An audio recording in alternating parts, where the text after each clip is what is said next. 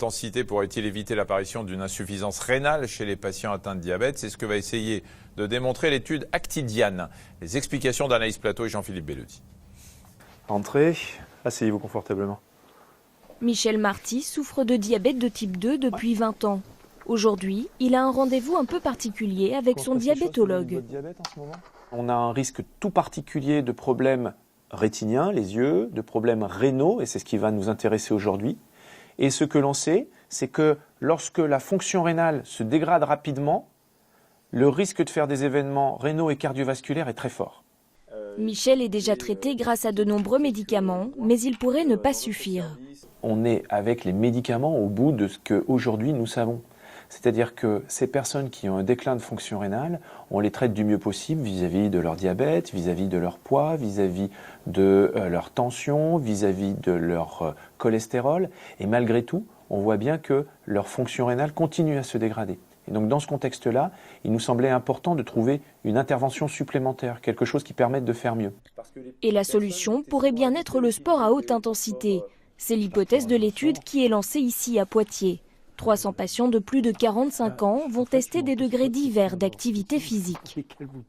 On va comparer la moitié des personnes qui vont recevoir des conseils d'activité physique pour améliorer leur santé et des conseils d'activité physique particuliers avec la nécessité d'aller dans une salle de sport 2 fois par semaine avec, dans une première phase, l'augmentation de votre masse musculaire, on va vous faire de la muscu, et puis dans une deuxième phase, des exercices avec des sprints extrêmement marqués, et ce pendant, au total, une durée de 2 ans.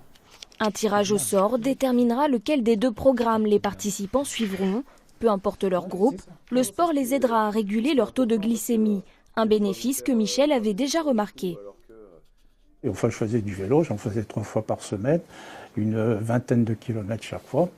Ça a duré 2 heures. Et mon taux de sucre a diminué d'une façon très, très significative.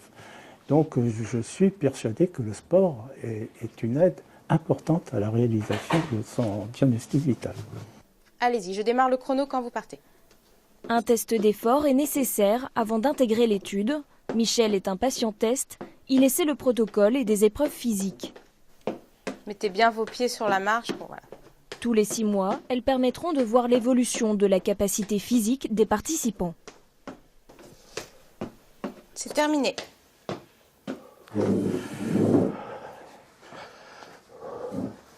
Comment vous avez ressenti l'effort là ? Et je pense que 6 minutes, c'est largement suffisant.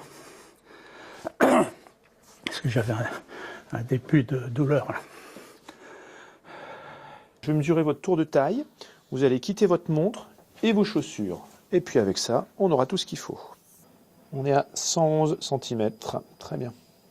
Michel fait un autre test pour mesurer sa proportion de masse graisseuse et musculaire, une impédance-métrie. Vous avez 28,02 kg de masse grasse, ce qui fait que vous êtes composé à 30% de gras. Enfin, il faut qu'on améliore et qu'on remplace au moins 10% de gras par 10% de muscles. Ça va être ça l'objectif. Ça va être dur, mais d'un autre côté, on a le temps. Et puis, l'important, c'est d'avoir un objectif qui nous permette d'aller vers ça. Des mesures régulières permettront de comparer la modification de la masse musculaire chez tous les participants.